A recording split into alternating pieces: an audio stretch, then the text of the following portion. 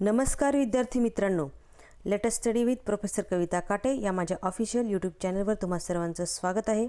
आपणा सर्वांना माहिती आहे सावित्रीबाई फुले पुणे विद्यापीठाच्या प्रथम वर्ष बीएडच्या परीक्षा या महिन्यामध्ये सुरू होत आहेत। तर याच अनुषंगाने course number 101 childhood and growing up बाल्यावस्था वाढ आणि विकास या विषयाचा हा पार्ट 2 आहे। यामध्ये आपण वेगवेगळे MCQ वेगवेगळ्या घटकावरचे MCQ आणि त्याची उत्तरं स्पष्टीकरणासहित पाहणार आहोत। या व्हिडिओतील कंटेंट TET, टेट आणि CTET देणाऱ्या विद्यार्थ्यांसाठी देखील उपयुक्त आहे। तत्पूर्वी तुम्ही चॅनलवर नवीन असाल तर चॅनलला सबस्क्राइब करा, व्हिडिओला लाईक आणि शेअर करा, तुमच्या मित्रमैत्रिणींना हा व्हिडिओ शेअर करा। तसेच या व्हिडिओच्या डिस्क्रिप्शन बॉक्समध्ये टेलिग्राम ग्रुपची लिंक दिलेली आहे की ज्या ग्रुपवर मी तुम्हाला या व्हिडिओचं PDF शेअर करणार आहे, त्या ग्रुपवर तुम्ही जॉईन व्हा। चला तर मग आपण सुरुवात करूयात आजच्या व्हिडिओची एका चांगल्या सुंदर अशा विचाराने। Good thoughts, time not money is the most important currency of your life. वेळ हा खूप महत्त्वाचा आहे आयुष्यातला। चला तर मग सुरुवात करूयात। पुढचा प्रश्न आहे, टिमोटिमी यांनी सर्जनशीलतेचे संशोधन करून 6 घटक सांगितले। सर्जनशीलता म्हणजेच क्रिएटिव्हिटी। आता ही क्रिएटिव्हिटी हा जो घटक आहे तो घटक क्रमांक 2 मध्ये सांगितलेला बघा। व्यक्तिभेदाची जी काही कारणं आहेत किंवा जे काही वेगवेगळ्या विशेष गरजा असणारी बालकं आहेत, विशेष बालकं आहेत वेगवेगळी, त्यांच्यामध्ये सर्जनशील बालकं हा देखील एक टॉपिक आहे। तर सर्जनशीलतेची जी काही व्याख्या आहे त्याच्यामध्ये असं म्हटलेलं आहे की सर्जनशीलता म्हणजे पूर्णपणे किंवा काही प्रमाणात नवीनतम निर्मिती करणे आहे। ह्याची प्रत्येक तज्ज्ञांनी वेगवेगळी व्याख्या सांगितली। त्यामुळे डेव्हिड आसुबेल असं म्हणतात की समस्या सोडवण्याचे गुणधर्म, व्यक्तिमत्व भेद व बौद्धिक क्षमतांच्या संचांचे सामान्यीकरण करणे म्हणजे सर्जनशीलता आहे। त्यानंतर हा जो प्रश्न आहे, कोणी संशोधन करून 6 घटक सांगितलेले आहेत, याचं जे उत्तर आहे ते आहे गिलफोर्ड यांनी संशोधन करून याचे 6 घटक हे तिथे सांगितलेले आहेत। गिलफोर्ड। मग 6 घटक कोणते आहेत ते? समस्याविषयीची संवेदन क्षमता, सेन्सिटिव्हिटी ऑफ प्रॉब्लेम, प्रवाहीपणा, लवचिकता, मौलिकता, पृथक्करण आणि संयोजन, आणि शेवटचं आहे पुनर्निरूपण। या पद्धतीने सर्जनशीलतेचं संशोधन करून 6 घटक हे सांगितलेले आहेत। पुढील प्रश्न इंग्लिश मीडियमच्या विद्यार्थ्यांनी इंग्लिशमधील प्रश्न वाचायचे आहेत। पुढचा प्रश्न 31वा, अध्ययन शैली म्हणजे काय? अध्ययन शैली म्हणजे अनुभवातून ज्ञान, कौशल्य, वृत्ती प्राप्त करण्याची सवय होय। ही व्याख्या कोणी केली? आता घटक क्रमांक 3 वर हा प्रश्न आहे। लर्निंग स्टाईल, ज्या काही वेगवेगळ्या लर्निंग स्टाईल आहेत अध्ययनशैली, याची व्याख्या वेगवेगळ्या तज्ज्ञांनी वेगवेगळी केली आहे। तर याचं जे पर्याय आहे बघा आता, लॅकॉक, स्मिथ, सिगल आणि कूप, पांडे आणि अग्रवाल। तर या प्रश्नाचं 31व्या प्रश्नाचं जे काही उत्तर आहे, अनुभवातून ज्ञान, कौशल्य, वृत्ती प्राप्त करण्याची सवय म्हणजेच ती आहे अध्ययनशैली। याचं उत्तर आहे स्मिथ। स्मिथ यांनी ही व्याख्या सांगितलेली आहे। A distinctive and habitual manner of acquiring knowledge, skills, attitude through study of experience. अभ्यासातून किंवा अनुभवातून हे ज्ञान, कौशल्य, वृत्ती हे प्राप्त करायचं आहे, अशी ही व्याख्या आहे। पुढील प्रश्न आपण पाहूयात 32वा। इंग्लिश मिडियमच्या विद्यार्थ्यांनी इंग्लिशमधलं वाचायचं आहे। 32वा, श्राव्य माध्यमांचा शिक्षणात योग्य वापर कोणत्या घटकातून दिसून येतो? आता ही श्राव्य अध्ययनशैली ही एक लर्निंग स्टाईल आहे। दृक, कारक आणि श्राव्य या 3 शैली आहेत। मग याच्यातलं श्राव्य जी काही शैली आहे त्याचा शिक्षणात योग्य वापर कोणत्या घटकातून दिसून येतो? पर्याय पहा, प्रवासामध्ये नकाशा वाचनातून खूप मदत होते, कृतीयुक्त कार्य करायला मुलांना आवडते, दिग्दर्शन केलेला भाग दीर्घकाळ स्मरणात राहतो, विद्यार्थ्यांच्या अभिव्यक्तीला वाव मिळतो।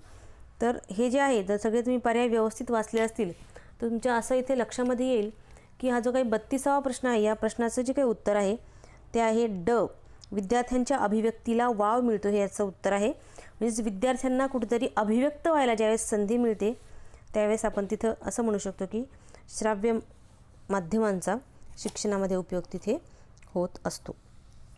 पुढील प्रश्न आता आपण पाहूयात 33वा, विद्यार्थ्यांना योग्य पद्धतीने कविता, गाणे ऐकविणे हे अध्ययनशैलीच्या कोणत्या प्रकारात मोडते? अध्ययनशैलीचे प्रकार आहेत बघा, श्राव्य, दृकश्राव्य आणि एक कारक असा एक प्रकार आहे, त्याला आपण कायनॅस्थेटिक म्हणतो। तर या कुठल्या अध्ययनशैलीमध्ये हे मोडतं? पर्याय पहा, श्राव्य, दृक, कारक आणि संवेदक असे पर्याय दिलेले आहेत। तर प्रश्न 33व्याचं जे काही उत्तर सांगितलेलं आहे ते आहे श्राव्य अध्ययनशैलीमध्ये योग्य पद्धतीने तालात, सुरात, लयामध्ये ज्यावेळेस कविता गातो किंवा ते कवितेचं गाणं करून ऐकवतो तर हे श्राव्य अध्ययन शैलीमध्ये येत असतं. या शैलीनुसार वर्गामध्ये विद्यार्थ्यांनी अध्ययन करायचं आहे आणि शिक्षकांनी देखील त्या शैलीनुसार तिथे विद्यार्थ्यांना अध्यापन करणं हे गरजेचं आहे. पुढील प्रश्न पाहूयात आपण 34वा. नाटक, भूमिका पालन यांचा अध्ययनातील वापर कोणती अध्ययन शैली दर्शवितो? श्राव्य, कारक, दृक की संवेदक? नाटक करणे, भूमिका पालन, रोल प्ले, एखाद्या भूमिकेमध्ये जायचं आणि त्यानुसार काय करायचं, ती भूमिका वठविणे, या पद्धतीने अध्ययनातील वापर जर केला तर कोणती अध्ययनशैली दर्शवतो? उदाहरणार्थ आपल्याला महात्मा गांधींविषयी, रवींद्रनाथ टागोरांविषयी, मदर तेरेसांविषयी अशा वेगवेगळ्या पर्सनॅलिटी, व्यक्तिमत्वांविषयी शिकवायचं असेल त्यावेळेस आपल्याला रोल प्ले मेथडने जर ते शिकवलं किंवा इतिहासातले काही घटक असतील तर रोल प्ले मेथडने शिकवले, भूगोलातले, त्यानंतर मराठीमधले, लँग्वेजमधले काही घटक असतील ते जर आपण रोल प्ले मेथडने शिकवले तर त्याची अध्ययनातील जे काही प्रभावीपणा आहे अध्यापनातला तो चांगल्या प्रकारे दिसून येतो आणि मुलांना त्या गोष्टीचं अध्ययन हे चांगल्या प्रकारे होत असतं. तर याचं प्रश्नाचं उत्तर आहे 34व्या, ते आहे कारक अध्ययनशैली जी आहे त्याला आपण म्हणतो कायनॅस्थेटिक अध्ययनशैली. कायनॅस्थेटिक इथं शब्द काय वापरला आहे? कायनॅस्थेटिक म्हणजेच काय, कायनेटिक एनर्जी हा थोडासा विज्ञानाचा शब्द इथं वापरलेला आहे. तर याच्यामध्ये काय सांगितलेलं आहे पहा, गतिविषयक हालचाल जी होते त्या अनुषंगाने ही अध्ययनशैली जी आहे या अध्ययनशैलीचा वापर इथे केला आहे. कारक म्हणजेच काय, हालचाल करणे, कृती करणे, या अनुषंगाने हा अर्थ इथे अभिप्रेत घ्यायचा आहे. इथे लक्षामध्ये. मग त्यामुळे प्रश्न क्रमांक 34 जो आहे ते 34चं उत्तर ब हे सांगितलेलं आहे. पुढील प्रश्न पहा आता. बहुसंस्कृतीवाद म्हणजे काय? तर बहुसंस्कृतीवाद ही संकल्पना तुम्हाला माहिती असणं आवश्यक आहे. घटक क्रमांक 3वरच ही संकल्पना आधारित आहे. विविध संस्कृती, धर्म, सांस्कृतिक समूह याद्वारे व्यक्त होणारे वर्तन, त्यानंतर विविध संस्कृती एका समाजात सन्मान, अभिरुची, आनंदाने बघण्याचा दृष्टिकोन, विविध पार्श्वभूमी असणाऱ्यांकडे समान अवधान देण्याचा सराव की वरील सर्व? तर हा जो प्रश्न आहे 35वा, याचं जे उत्तर आहे ते जर सगळे पर्याय जर आपण वाचले व्यवस्थित तर सगळे पर्याय आपल्याला योग्य वाटतात. म्हणून इथे पर्याय जो आहे ड, वरील सर्व जे आहे ते इथे योग्य सांगितलेलं आहे. मल्टीकल्चरॅलिझम हा मल्टीकल्चरल सोसायटी असा म्हणा ते शब्द इथे वापरला आहे. बहुसांस्कृतिक वादामध्ये वांशिक, भाषिक, धार्मिक, सांस्कृतिक, जातीय, प्रांतीय, भौगोलिक विविधता असणारे सगळ्यांना एकत्र शांततेने जगण्याचा विचार करणारा एक आधुनिक विचार प्रवाह आहे हा. Multiculturalism is to describe one way of approaching cultural diversity within society. एकाच समाजामध्ये सगळे संस्कृती असणारे लोक एकत्र असणार आहेत. शिक्षणाच्या अनुषंगाने, वेगवेगळ्या गोष्टींच्या अनुषंगाने हे लोक एकत्र येणार आहेत. या अनुषंगानेच बहुसंस्कृतीवाद ही संकल्पना वर्गामध्ये इंटरनॅशनल लेव्हलला, ग्लोबल लेव्हलला ही संकल्पना इथे आलेली आहे. पुढील प्रश्न आपण पाहूयात. 36वा, प्रत्येकाची आवड वेगळी असणे हा बहुसांस्कृतिक भेदातील कोणता भेद आहे? आता बहुसांस्कृतिक भेद हा का असतो याची वेगवेगळी कारणं आहेत. मग त्यामध्ये विद्यार्थ्यांमध्ये मल्टीकल्चरलिझम का दिसतं? ते त्यांच्या भाषा वेगवेगळ्या असतात, भाषिक धर्म वेगवेगळे असतात, सामाजिक स्तर वेगवेगळा असतो, आर्थिक स्तर कुठल्या कुटुंबातून मुलं आलेत, काही काहींची फायनान्शियली साऊंड कंडिशन असते, चांगली कंडिशन असते, काही काहींची वीक असते, कोणत्या सामाजिक स्तरातून तो आला, त्याच्यावर कोणते संस्कार झाले आहेत, किंवा बौद्धिक बुद्धिमत्ता कशी आहे, आईवडील त्याची हुशार असते ते पण मुलामध्ये बुद्धिमत्ता ही संक्रमित तिथे होत असते, बौद्धिक वातावरण कसं आहे घरचं, प्रथा आणि परंपरा याचा देखील विद्यार्थ्यांच्या बहुसांस्कृतिकतेवर परिणाम होत असतो. याच अनुषंगाने आणखी एक इथे उदाहरण विचारले. इथे प्रत्येकाची आवड वेगळी असणे, इथं आवडीचा विषय आहे. मग हा कोणता भेद आहे? तर पर्याय पहा, बौद्धिक, आर्थिक, धार्मिक की अभिरुची? तर याचं उत्तर आहे अभिरुची, इंटरेस्ट. अभिरुची प्रत्येकाची वेगवेगळी असते, त्यामुळे हा अभिरुची विषयक भेद सांगितलेला आहे. पुढचा प्रश्न आपण पाहूया 37वा. बहुसांस्कृतिक वर्गात शिक्षकाची भूमिका कशी नसावी असं म्हटले बरं का, नसावी म्हणजे एक कुठलं तरी पर्याय याच्यातला बरोबर आहे, बाकीचे जे असते ते असणार आहेत ते तशी शिक्षकाची भूमिका ही असावी. पर्याय वाचूयात आपण आता. बहुसांस्कृतिक वर्गात शिक्षकांनी एका विशिष्ट धर्माचे शिक्षण द्यावे, विद्यार्थ्यांना प्राचीन भारतीय संस्कृतीचे ज्ञान द्यावे, विद्यार्थ्यांना सर्व धर्मातील पारंपरिक रीतिरिवाजांचे ज्ञान द्यावे, शिक्षकाला विविध प्रदेशांचे भौगोलिक ज्ञान असावे. तर सगळे पर्याय वाचल्यानंतर आपल्या असं निदर्शनास आलेलं आहे की पर्याय जो आहे अ हा बरोबर आहे. शिक्षकाची भूमिका कशी नसावी, अशी नसावी. कशी? बहुसांस्कृतिक वर्गामध्ये एकाच विशिष्ट धर्मशिक्षण हे देऊ नये. जर शिक्षक हा एका विशिष्ट धर्माचा असेल, हिंदू धर्माचा असेल, तर त्याने हिंदू धर्माचं शिक्षण द्यावे का फक्त? तसं करू नये. त्यांनी सगळ्या धर्मातल्या रीतिरिवाज, सण, प्रथा, परंपरा मुलांच्या निदर्शनास आणून द्याव्यात. त्यामुळे हे जे आहेत इथं पर्याय अ हे उत्तर सांगितलेलं आहे. पुढील प्रश्न पहा आता. 38वा प्रश्न आहे तो, परिसर अभ्यास, कार्यानुभव या विषयांच्या अध्ययनासाठी कोणती अध्ययन शैली उपयुक्त ठरते? हा पुन्हा घटक क्रमांक 3 वर प्रश्न आहे. अध्ययन शैली 4 अध्ययन शैली आहेत. दृकश्राव्य, श्राव्य आणि कारक अध्ययन शैली. तर हा जो प्रश्न आहे याचे पर्याय दिलेले आहेत बघा. याचं जे उत्तर आहे 38व्या प्रश्नाचं ते आहे पर्याय क्रमांक ब, कारक अध्ययन शैली. पुन्हा एकदा आपण आधीच्या प्रश्नामध्ये चर्चा केली बघा, त्याचं पण उत्तर कारक अध्ययन शैली असंच होतं. मग याच्यामध्ये कारक म्हणजेच काय आहे तिथे? कृतीनुसार कार्यवाही, प्रत्यक्ष जीवनातील उदाहरणांचा वापर हा अध्ययन अध्यापनात करावा. एखादी संकल्पना असेल ती अमूर्त पातळीवर असेल तर ती मूर्त स्वरूपामध्ये समजावून घेण्यासाठी वेगवेगळ्या पद्धतींचा वापर कृतीकारक अध्ययन शैलीमध्ये तिथे केला जातो. कायनॅस्थेटिक, याला काय म्हणतात? कायनॅस्थेटिक लर्निंग स्टाईल. ज्या अध्ययन कार्याला प्रत्यक्ष कारक कृतीच्याद्वारे एखाद्या गोष्टीचे चांगले आकलन होते त्याची अध्ययन शैली ही कारक प्रकारची असते. परिसर अभ्यासामध्ये आणि वर्क एक्सपिरियन्स कार्यानुभवामध्ये आपण काय करतो इथे शक्यतो विद्यार्थ्यांना काहीतरी कृती करायला लावतो. या प्रकारचे अध्ययन शैली असणारे विद्यार्थी हे लर्निंग बाय डुईंग या पद्धतीने तत्वाप्रमाणे शिकतात. एखादं तत्व, सिद्धांत यांना सैद्धांतिक स्वरूपापेक्षा प्रत्यक्ष कृतीतून चांगला समजतो. त्यामुळे या अनुषंगाने कार्यानुभव विषय शिकवण्यासाठी ही जी पद्धती आहे कारक पद्धती ही उपयुक्त सांगितलेली आहे. पुढचा प्रश्न आपण पाहूयात आता. 39, क्वेश्चन नंबर 39. अध्ययन शैली ही अशी एकात्मिक संकल्पना आहे की ज्यातून व्यक्तिमत्व आणि बोधात्मक रचनेची जोडणी केली जाते असे कोणी म्हटले? इथं व्याख्या विचारलेली आहे. तुम्हाला अध्ययन शैलीच्या वेगवेगळ्या व्याख्या माहिती असणं आवश्यक आहे आणि त्या कोणत्या व्याख्या सांगितल्यात हे सुद्धा माहिती असणं आवश्यक आहे. पर्याय पहा. सिगल आणि कूप, लेकॉक, स्मिथ आणि पांडे. तर प्रश्न क्रमांक 39चं जे उत्तर आहे ते आहे पर्याय क्रमांक अ. सिगल आणि कूप यांनी असं म्हटलेलं आहे, ही एक अध्ययन शैली ही अशी एकात्मिक संकल्पना आहे ज्यातून व्यक्तिमत्व आणि बोधात्मक रचनेची जोडणी होते. लेखक यांची काय व्याख्या आहे बरं? लेखक यांनी काय म्हटले की अध्ययन शैली म्हणजे अध्ययनकर्त्याचे असे वैशिष्ट्य आहे की कोणत्याही अनुदेशन परिस्थिती, अनुदेशन म्हणजेच काय? सूचना आपण वर्गात शिकवतो ती कोणत्याही अनुदेशन परिस्थितीमध्ये तो विशिष्ट पद्धतीने प्रतिसाद देतो. विद्यार्थी हा त्याला म्हणतात अध्ययनकर्त्याचं वैशिष्ट्य आहे, याला अध्ययन शैली म्हणतात. म्हणजे विद्यार्थ्यांचं असं वैशिष्ट्य आहे की कुठल्याही परिस्थितीमध्ये आपण त्याला शिकवतो चांगल्या पद्धतीने प्रतिसाद देतो, अशा पद्धतीची अध्ययनशैली मुलांमध्ये विकसित झाली पाहिजे. स्मिथ यांची व्याख्या आपण आधीच्या प्रश्नामध्ये पाहिलेलीच आहे. त्यानंतर पांडे यांची एक व्याख्या पहा.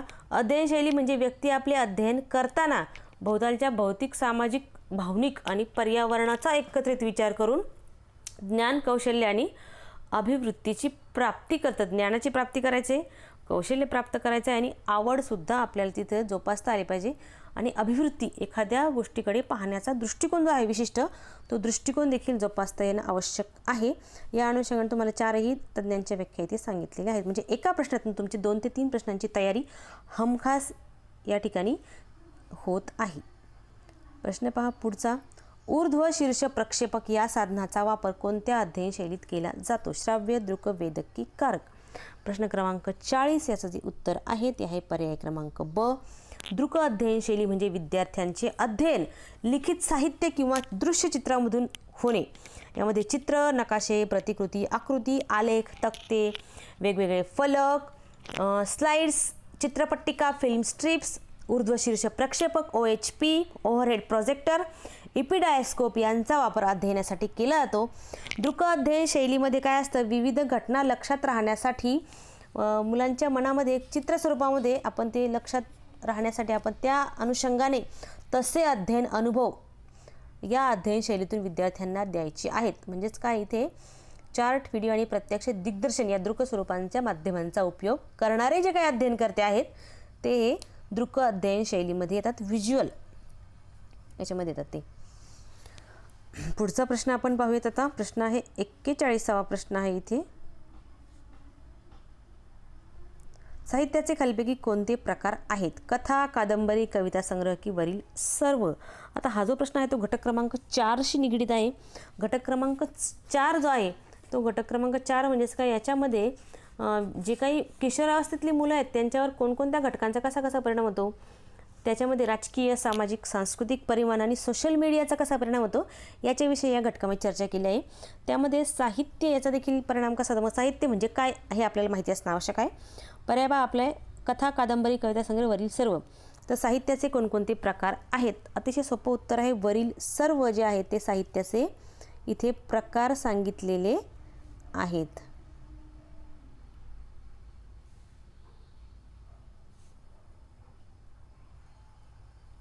पुढचा प्रश्न आता आपण इथे पाहणार आहोत.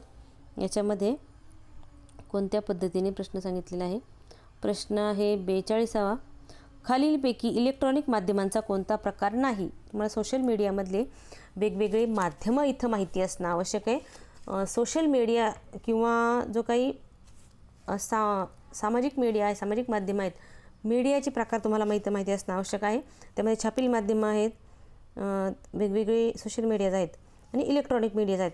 तर प्रश्न असा आहे की कोणता प्रकार नाही? दूरदर्शन, आकाशवाणी, कादंबरी की इंटरनेट? तर या प्रश्नाचं जे काही उत्तर आहे ते आहे कादंबरी. जो काही प्रकार आहे तो इलेक्ट्रॉनिक माध्यमामध्ये येत नाही. बाकीचे जे आहेत ते सगळे इलेक्ट्रॉनिक माध्यमांचेच प्रकार आहेत. पुढचा प्रश्न आपण बघूया 43वा. काही प्रश्न फार सोपे आहेत, फक्त व्यवस्थित वाचन करून आकलन करून सोडवायचे आहेत. ज्या व्यवहारामध्ये मुलगा आपल्या पूर्वजांच्या रीतिरिवाजाच्या अनुकरण करतो त्यास टिंबटिंब असे म्हणतात. रूढी, परंपरा, प्रथा की वृत्ती? हे शब्द थोडेसे कन्फ्युजिंग करणारे आहेत, त्यामुळे आपण व्यवस्थित वाचायचे आहेत आणि त्यानुसार सोडवायचं आहे. असे व्यवहार असतात की त्या व्यवहारामध्ये मुलगा आपल्या जे काही पूर्वज होते त्यांनी जे काही रीतिरिवाज आखून दिले आहेत याचं अनुकरण तिथे करतोय. मग याचं उत्तर काय असणार आहे? तर याचं उत्तर जे आहे ते आहे ब, परंपरा. परंपरा असं याला म्हटलं जातं. जे काही वेगवेगळे पैलू आहेत विद्यार्थ्यांच्या व्यक्तिमत्वावर परिणाम करणारे, त्यामध्ये राजकीय पैलू आहेत, सामाजिक पैलू आहेत आणि सांस्कृतिक पैलू आहेत. त्या सांस्कृतिक पैलूमध्ये वेगवेगळे पैलू आहेत. मग त्या पैलूमध्ये काय काय दिलं आहे? रूढी, त्यानंतर परंपरा, रूढी, परंपरा, त्यानंतर सांस्कृतिक ज्या काही संस्था आहेत त्या संस्थांविषयी माहिती आहे. असे जे काही वेगवेगळे पैलू आहेत, रूढी, प्रथा, परंपरा, हे सांस्कृतिक पैलू आहेत. या सांस्कृतिक सामाजिक मूल्य आहेत.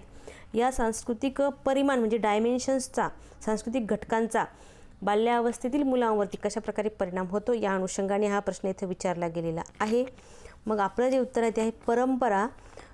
परंपरा म्हणजेच काय म्हणतो आपण, सामाजिक समुदायाने एकत्र येऊन आपल्या सुखासाठी किंवा आनंदासाठी निर्माण केलेल्या चालीरीती वर्षानुवर्षे पाळल्या जातात, त्यांना परंपरा म्हणतात. परंपरेचा आणखी एक अर्थ आहे की एका विशिष्ट परिस्थितीमध्ये ती परिस्थिती निवारणार्थ देवापुढे बोलले गेले जे काही वचनं नवस आहेत यांचं पालन केलं जाणं म्हणजे परंपरा. ही मागच्या पिढीकडून पुढच्या पिढीकडे येत असते. नियम किंवा तत्वांपेक्षा वेगळं आणि अलिखित कार्य जे खूप दिवसापासून चालत आलेलं आहे आणि सर्वसामान्य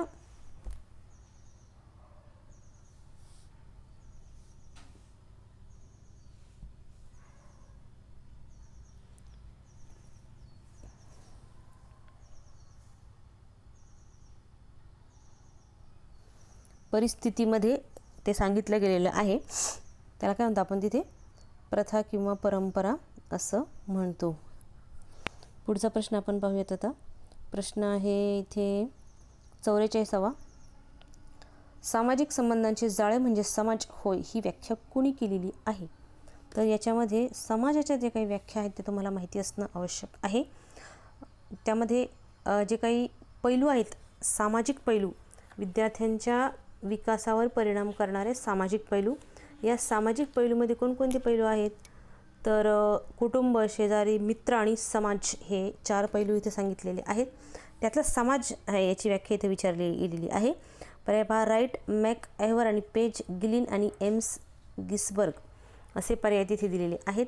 तर प्रश्न क्रमांक 44चं बरोबर जे उत्तर आहे ते आहे मेक आयव्हर आणि पेज यांनी असं म्हटलेलं आहे की सामाजिक संबंधांचे जाळे म्हणजे समाज. समाजाच्या वेगवेगळ्या ज्या काही व्याख्या आहेत त्या वेगवेगळ्या तज्ज्ञांनी वेगवेगळ्या सांगितलेल्या आहेत.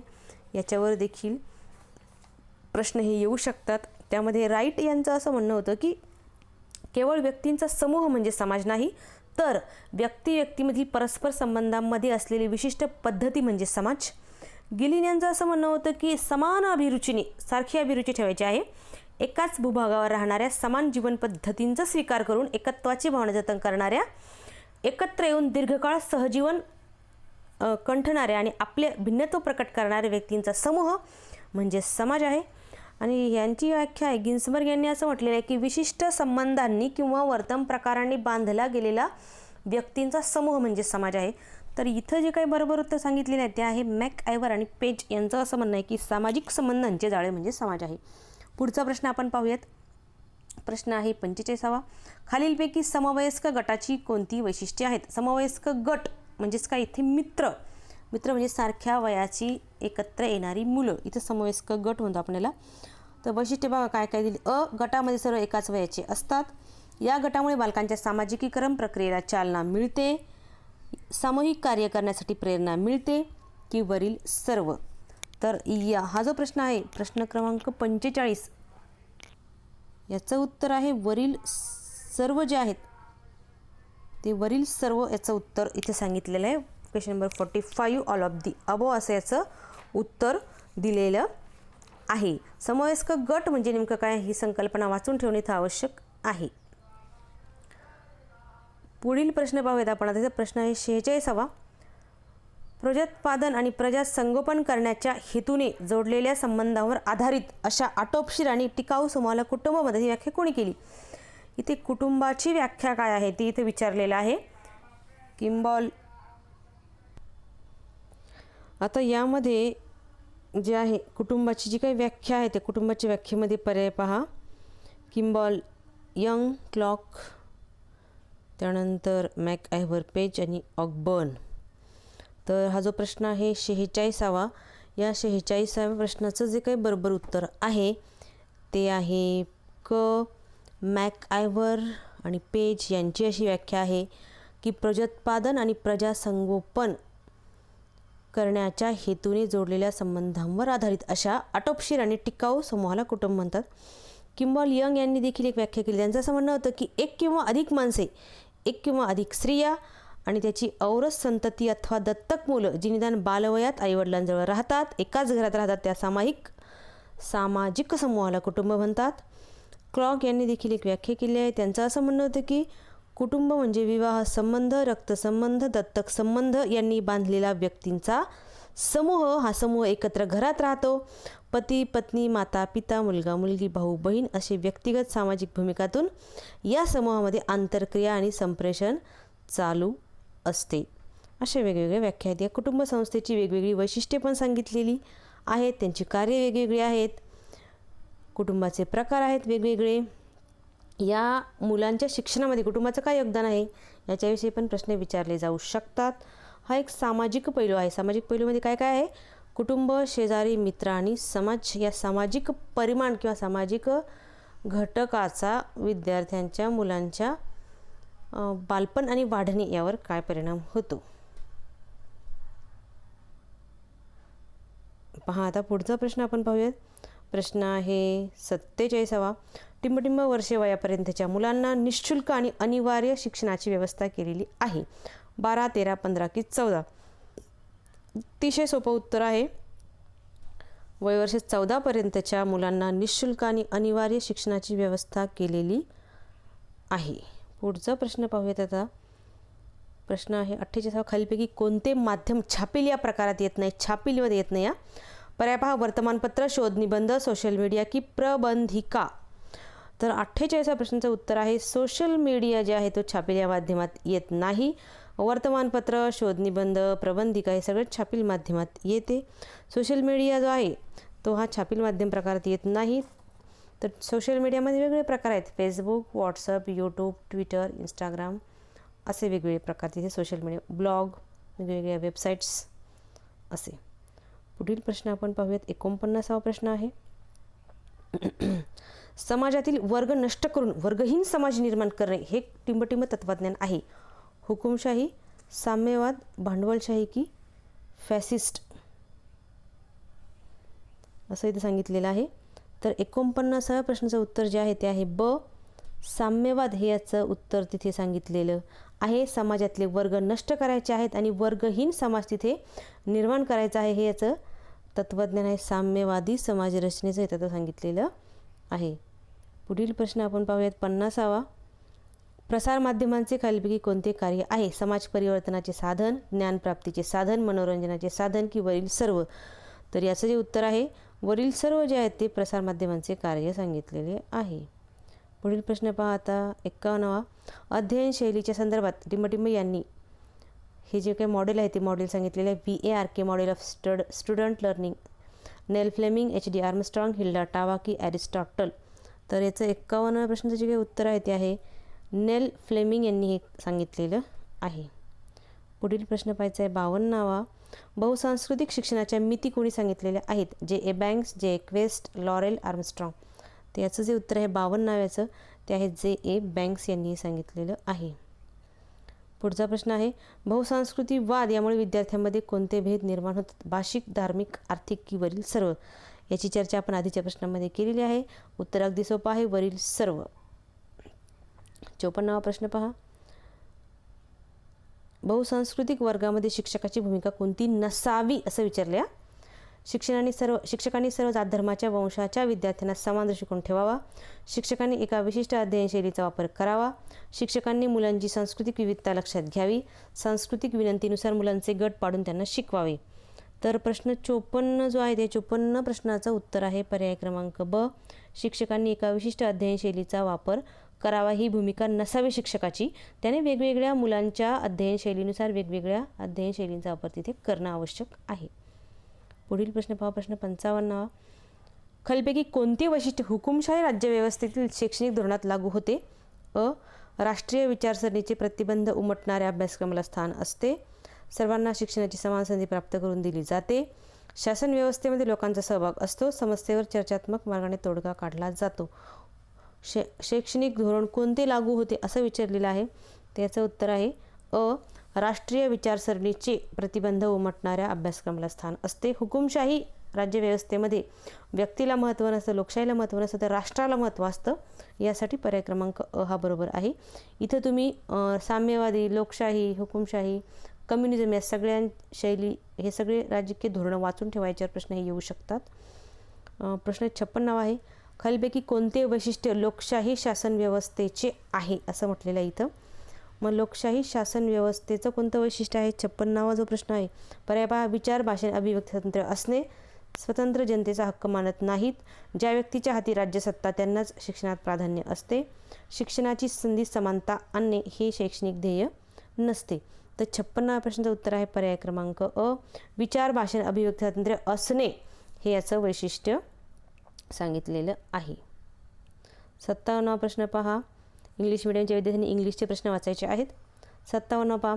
खालीलपैकी कोणते धोरण साम्यवादी राज्यव्यवस्थेला लागू होते? आता तुम्हाला इथं शिक्षण व्यवस्था केंद्रबिंदू कामगार असतो. राजकारणी शिक्षणाचे ध्येय आधीच ठरवतात. घटनेने दिलेले अधिकार आणि कर्तव्य यासाठी जागरूक असणे. आर्थिक न्याय असणे. तर प्रश्न क्रमांक 57चं जे उत्तर आहे पर्याय क्रमांक शिक्षण व्यवस्था केंद्रबिंदू आहे. कामगार वर्ग हा शिक्षण व्यवस्थेचा केंद्रबिंदू असतो. साम्यवादी राज्यव्यवस्थेमध्ये हे लागू तिथे होतं. प्रश्न 58वा पहा. काय दिलं आहे इथे? टिंबटिंब कलमानुसार जाती व्यवस्थेतून निर्माण झालेली अस्पृश्यता नष्ट करण्यात आलेली आहे. इथे तुम्हाला वेगवेगळी कलम जी आहेत ती कलम माहिती असणं आवश्यक आहे. 15, 19, 17 की 32? तर 58व्या प्रश्नाचं उत्तर आहे कलम 17 जो आहे त्या कलम 17ला अनुसरून जाती व्यवस्थेतून निर्माण झालेली अस्पृश्यता ही नष्ट करण्यात आलेली आहे. वेगवेगळ्या कलमांनुसार वेगवेगळी तिथं कार्य ही सांगितलेली आहेत. त्यामुळे आपल्याला वेगवेगळी कलमं इथं वाचणं तिथं आवश्यकच ठरणार आहे.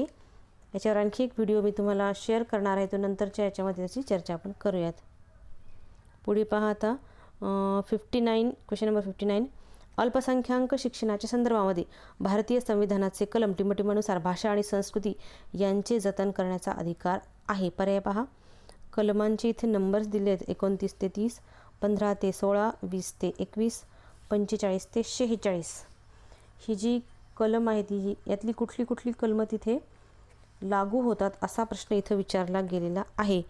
तर हा जो प्रश्न आहे प्रश्न क्रमांक 59 याचं जे उत्तर आहे ते आहे पर्याय क्रमांक अ, कलम 29 ते 30 जे आहे ते इथे लागू होतं. यानुसार भाषा व संस्कृती यांचे जतन करण्याचा अधिकार हा व्यक्तीला तिथे असतो आणि व्यक्तीला तिथे तो दिलेला आहे. कलम 15 ते 16 याचं वेगळं कार्य आहे, 20 ते 21चं आहे, 45 ते 46चं वेगळं कार्य आहे. पुढील प्रश्न आपण पाहूयात. प्रश्न 16 शेवटचा प्रश्न आहे ह्या व्हिडिओतला. टिंबटिंबमध्ये भक्तवत्सलम कमिटीने स्त्री शिक्षणाच्या प्रसारासाठी जनजागृती केली. 1962, 60, 64 की 65 असं इथे सांगितलेलं आहे. परंतु या प्रश्नाचं जे काही उत्तर आहे ते पर्यायामध्ये चुकून आलेलं नाही. याचं उत्तर आहे 1963 हे याचं उत्तर आहे. 1963मध्ये भक्तवत्सलम जी काही कमिटी आहे त्या कमिटीने स्त्री शिक्षणाच्या प्रसारासाठी जनजागृती केलेली होती. त्यामुळे हे कुठलेही उत्तर नाही, याचं उत्तर आहे 1963. धन्यवाद विद्यार्थी मित्रांनो. व्हिडिओ आवडल्यास चॅनलला लाईक करा, चॅनल सबस्क्राईब करा, व्हिडिओला लाईक आणि शेअर करा आणि असेच नवनवीन व्हिडिओ पाहण्यासाठी तुमचं बेल आयकॉन जरूर बेल आयकॉन जरूर प्रेस करून ठेवणं आवश्यक आहे. धन्यवाद.